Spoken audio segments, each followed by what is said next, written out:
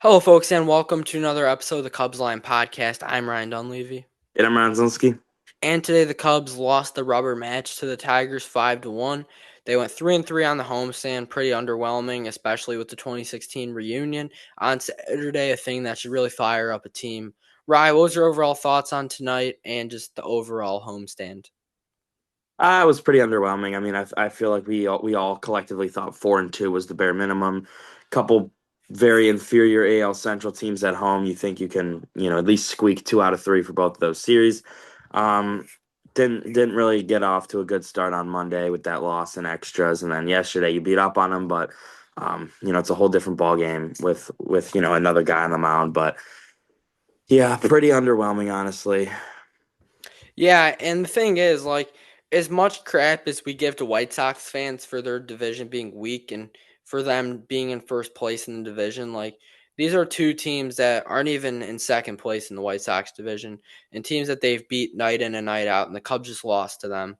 I mean, obviously you beat the Twins, but can't finish the job against Detroit. Like, this isn't a good Detroit team either. They're 6 games below 500. Like, that as much as we want to say that the AL is super weak, you face two of the weakest teams in the AL and couldn't even go above 500 in the homestand, especially 2016 reunion weekend. Glad to see a series win there, but with the whole Champions Gate dedication and just seeing those guys, I'm positive you got to talk to those guys about what it was like to win a World Series in Chicago and what it was like to play in those big games in Chicago. And you just come out and just piss poor series against the Tigers. Like, obviously a good win yesterday, but there's no reason you don't win on Monday is my main concern. Like, I'm still mad about that. And then, I mean, how many times they got embarrassed on national television this year? Like, the Cardinals twice, now Detroit. Like, there's been way too many times they just get embarrassed on national television. That's not good because that's where you're gonna have to play in the playoffs. Yeah, I mean it's like the Bears every time they're on, except for last year. Every time they're on national television, I mean, it's an embarrassing effort. Same thing with the Cubs. Like, just stop putting us on national TV. As much as I love it and it's cool, just stop. Yeah, it's not good. They just play better on marquee, honestly. But another thing that I want to bring up is the Brewers won today, 4-3. So now the Cubs are down, I believe, 7 back, and it's not looking too good at all, if I'm being completely honest. You got, what, 2 months left to ball around there. So, and the Brewers are going to have to get really cold. The Cubs are going to have to get really hot because that's 7 times the Brewers lose and the Cubs win. And that's pretty hard to do, if I'm being completely honest, especially the way the Brewers play in the second half. Like, it's really hard to beat them.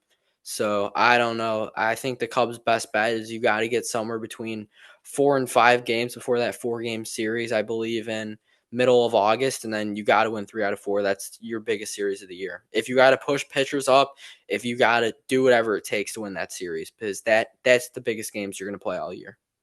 Yeah, so 10 weeks from now is October 1st, which is I believe right around, like, right as the season ends. So the whole gain a game a week thing is still possible. I mean, if you gain a game a week, you've got a little bit of a buffer. But I think going into that 4 game, if you're 5 back, or it's a 4 game, right?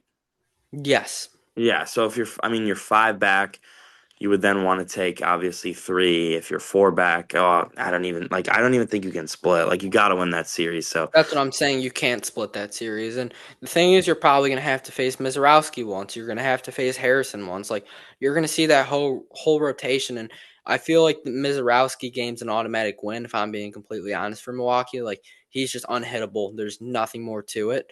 So you're going to have to essentially sweep a series. And that's hard to do against a good Milwaukee ball club. Just the way they play games, how gritty they are. That's gonna be a tough series, but that's the biggest regular season games you probably play all year. And I would feel so much safer having that bye, getting to watch the wild card games, getting to rest your guys, playing an inter squad game at Wrigley Field, keep your pitchers fresh, and then having to play that wild card series. And honestly, I think that's the reason they lost to Milwaukee last year. Like, they were just so worn down, beat up. Like, the amount of baseball they had to play in that short amount of time. I mean, what, Matt Boyd was pitching every 3 days. Shota ran out of gas. Like, the bullpen ran out of gas in that last game. The bats just everything was ran out of gas. So I don't know if that's just problems within the clubhouse, just being able to play more than 162, but you gotta find a way to get that division and not have to play in the wild card. Yeah, I wanted to bring up that point about last year. I just think, I mean, we saw it like game one. Matt Boyd was your best option coming off, I think, like you said, like 3 days rest. And I mean, look what happened in the first inning. It was, I think, what, 7 runs? Yeah, I believe so. 7 runs in the first I don't inning. even Like, think he got out of the first inning. I think they had to go yeah, Savali, and I yeah. think they had to probably throw about 5 pitchers in that game, if not more. And you see the damage it does. So that's why it's so important to get the division. But I mean, you're 7 back right now, and like I just think you need to, instead of focusing on getting the 7 back, you got to just start winning series, stacking wins, and hoping that you get some a cooled off Brewers team. But they lost 10 in a row. Like it's not like we can give the whole Brewers excuse like last year. I mean, last year I don't even blame the Cubs for blowing the division just because of how good the Brewers played. But this team lost 10 games in a row. Like this isn't the Brewers' excuse anymore. Like the Cubs did this to themselves, so you got to just start stacking wins and hoping you can cool off. The Brewers can cool off. Yeah, just I thought this was a pretty embarrassing homestand. You went 500 against two of the worst teams in the AL. Just weak pitchers, weak everything. Just pretty rough. Colin Ray was on the mound for two out of those three losses. Kind of a pattern. As bad as we talk about JMO, Ray has been probably equally as bad, if I'm being completely honest. I know you're a big Colin Ray guy, but he is Nah, definitely I don't come. know anymore, honestly. He's come down to earth a lot. So we'll talk about this game. ESPN, a little bit of a later start. McGonagall flew out, Dingler struck out, Keith grounded out. PCA struck out, and then Sale with his 17th bomb on the year. This ball was smoked, 109 off the bat, 397 feet. Line drive on a 3-2 pitch, and that was the only run the Cubs scored. That was 1 out of 4 hits all game, too. So that was literally the only offense they got all night. Yeah, it was just very, very slow tonight. I mean, obviously you could see they only scored 1 run, but um, yeah, I mean, just honestly poor up and down. And then you'd half your hits in the first inning, actually. Michael Bush with a knock up the middle, and then what even more? Bregman pops out to shortstop per usual, and then Hap strikes out per usual. Top of the second, Riley Green grounds out, and then Spencer Torkelson with a bomb, 391 feet. Colin Ray again needs to stop giving up home runs, just like Jameson Tyon. And then Kerry Carpenter single, McKinstry lines out, really nice play by Happer, and then Hyu Lee grounds out, bomb the second, Nico grounds out, Conforto struck out. Really rough night for Mike tonight, and then Kelly grounds out, top of the third. Outman with a single, and McGonagall with a single. Then Kelly caught McGonagall stealing. Nice play by him. 2 outs, and then Dingler struck out and Keith struck out. Nice job by Colin Ray there. Bottom of the third, Dansby grounded out. Pete struck out, and then Saya grounded out. Top of the fourth inning, Riley Green doubled. Torkelson walked. Kerry Carpenter flew out. McKinstry flew out, and then the troubles for Colin Ray all year, the long ball, Hyu Lee with his fifth home run, 389 feet. I mean, this was a 3-0 pitch, and you gave him one right down the middle, and I don't blame him one bit for going ahead. Like, as much as 3-2, you just want to throw it down the middle. It's got to be a pitch that not me and you can take out of the yard. Yeah, So, you can't just serve it up on. I mean, 92 down the middle. Not the best of pitches in the big leagues.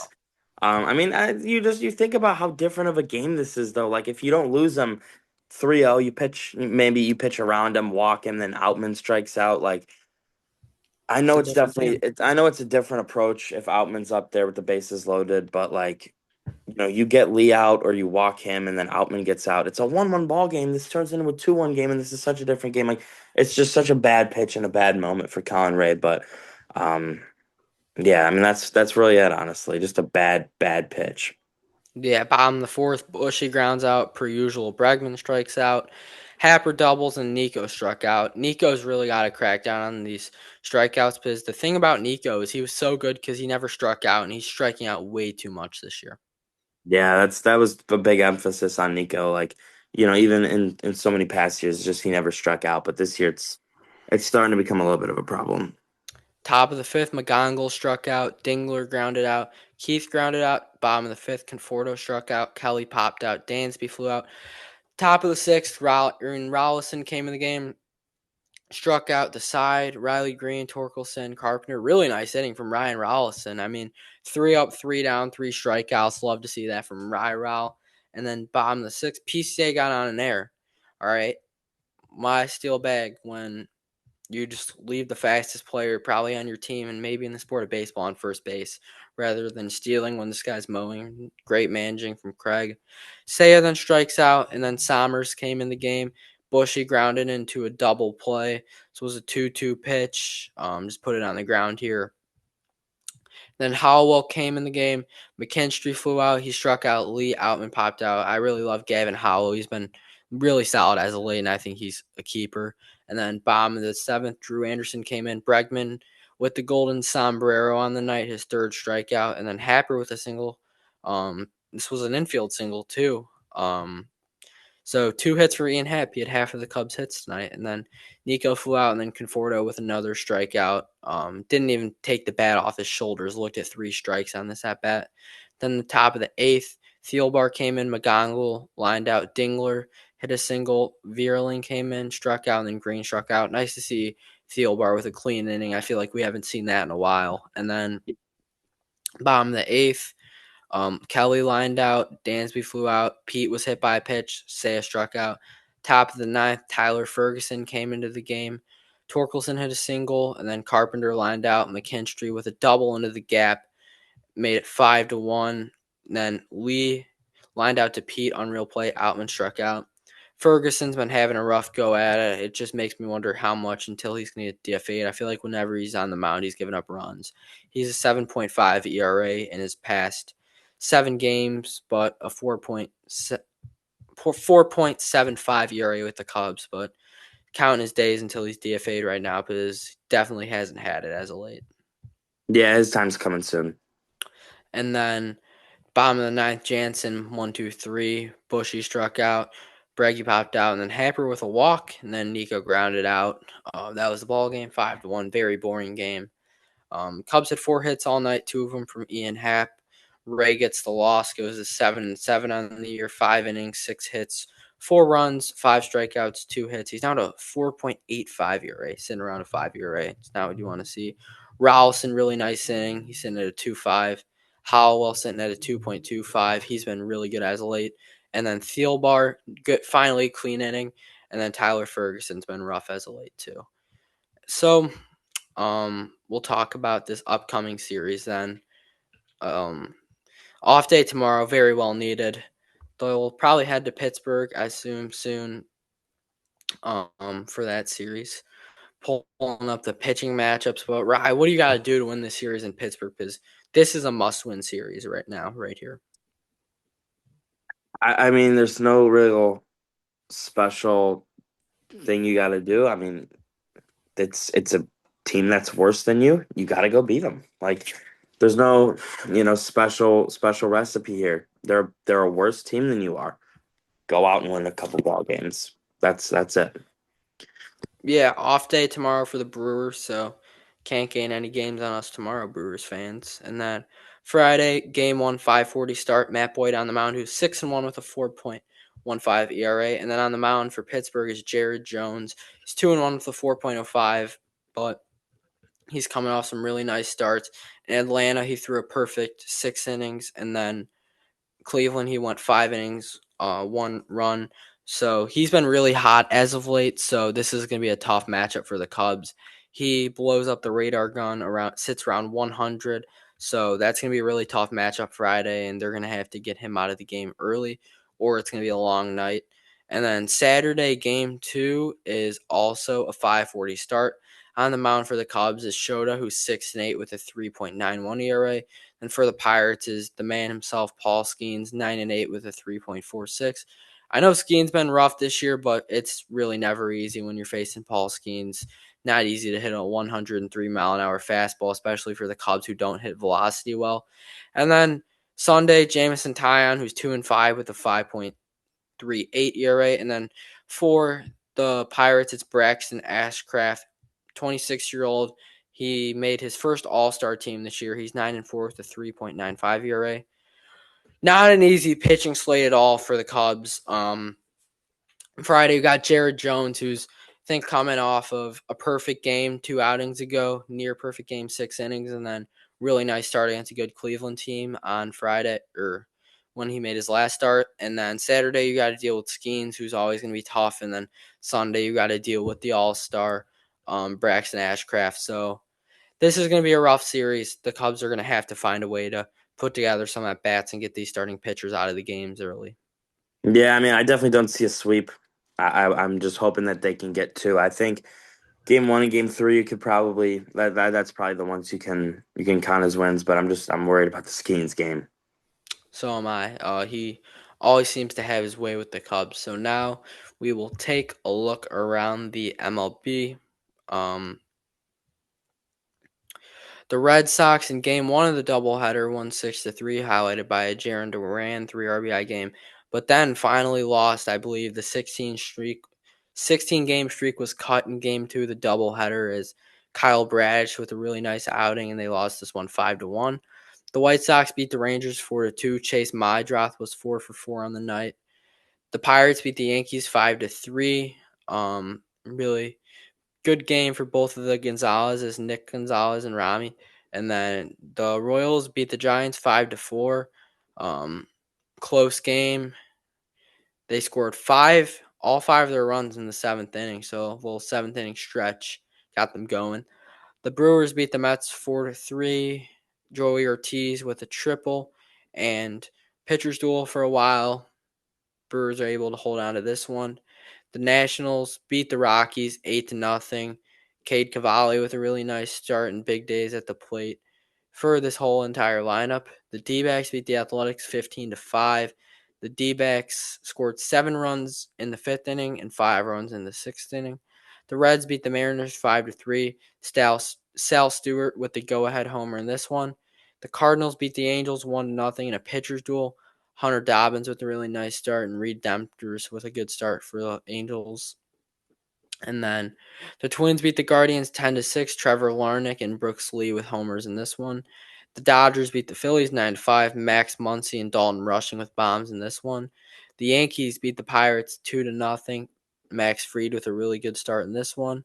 The Rays beat the Blue Jays 4-2. Griffin Jacks with a nice start in this one. The Braves beat the Padres 7-6. Big eighth inning with 6 runs from the Braves. So it was a 1-1 game. The Braves put up 6 runs. San Diego put up 5 runs in the ninth. So pretty interesting end there in Atlanta. The Astros beat the Marlins 5-2. Yordan Alvarez and Isaac Paredes with home runs in this one.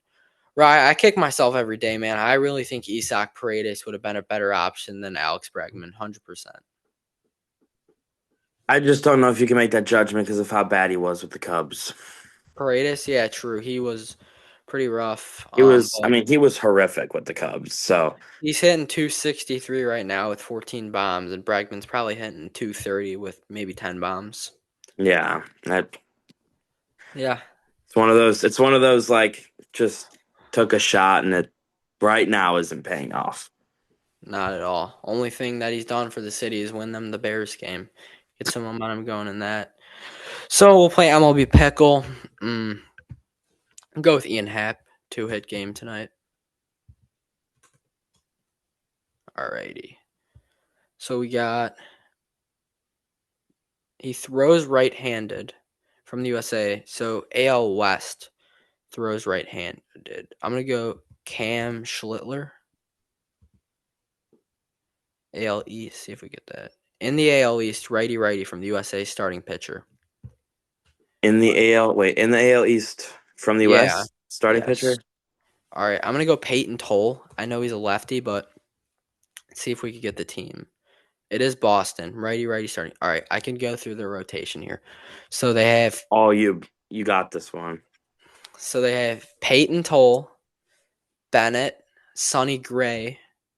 Might be Sonny Gray. Yeah, try Sonny Gray. my thing will load. And that is your Immaculate Grid Player of the Day, Sonny Gray. There we All right, go. I have cranked out seven of the Ooh, which nine. ones?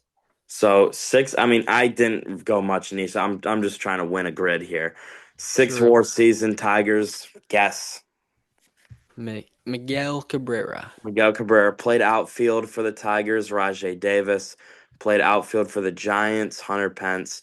Played outfield and first base, Chris Bryant. Six war season, played first base, Anthony Rizzo. Braves played first base, guess. I'm gonna go Freddie Freeman. There it is. Now all we need is Braves, Tigers, Braves, Giants. Ooh. All right. So for Braves Tigers, I think that oh, blanking right now. Did Iglesias ever play for the Tigers? Rysel? Yeah. I feel like he did. No. Um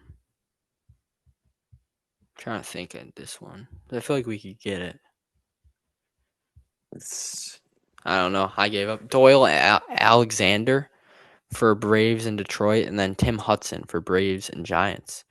Thank you guys so much for tuning in to today's episode. No episode tomorrow with the off day, but we'll be back at it on Friday after game one in Pittsburgh.